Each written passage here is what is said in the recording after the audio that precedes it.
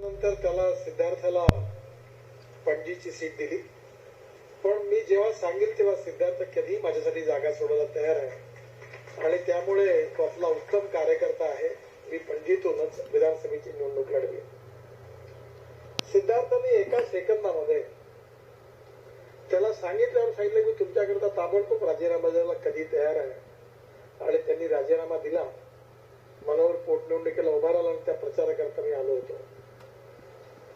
आपण सगळ्यांनी त्याला निवडून दिलं आणि म्हणून आज या निवडणुकीमध्ये सगळ्यात महत्वाचा प्रश्न असा आहे की मी ज्यावेळी महाराष्ट्रात मंत्री होतो तेव्हापासून मी नियमितपणे गोव्याला यायचो. त्यावेळी प्रमोद महाजनांनी मला सांगितलं होतं, मी बांधकाम मंत्री होतो, की गोव्याच्या भारतीय जनता पार्टीकडे तू लक्ष घाल. आणि तेव्हापासून श्रीपाद, मनोहरजी, संजीव आणि दिगंबर कामत या चार जण मी आलो की नेहमी भेटायचो, बोलायचो. त्यातल्या दिगंबरने नंतर पार्टी सोडली. पण गोव्याच्या भारतीय जनता पार्टीच्या कामामध्ये या सगळ्यांनी अतिशय कष्ट घेतले आणि हे कष्ट घेतल्यानंतर गोव्यामध्ये या सगळ्यांच्या प्रयत्नांमुळे आणि कार्यकर्त्यांच्या परिश्रमामुळे भारतीय जनता पार्टी मोठ्या प्रमाणात बहुमत स्थापित करू शकली. परंतु हे बहुमत स्थापित करत असताना मनोहर पर्रीकरांनी प्रत्येक निवडणुकीमध्ये गोव्याच्या विकासाची एक दिशा दिली.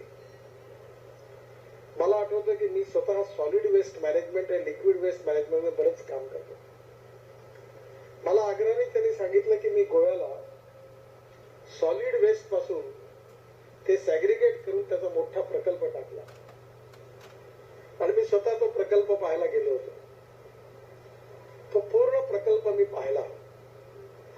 अतिशय सुंदर असा प्रकल्प सॉलिड वेस्ट मॅनेजमेंटचा आणि पणजीतलाच एक त्यांनी मला लिक्विड वेस्ट मॅनेजमेंटचा एक प्रकल्प दाखवला.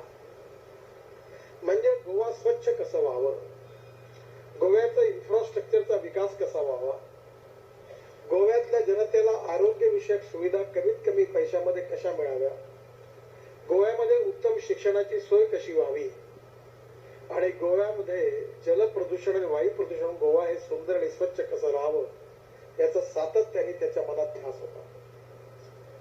विशेषतः मायनिंगचा इश्यू निर्माण झाल्यानंतर अनेक वेळा त्याची माझी चर्चा झाली आणि त्याला मला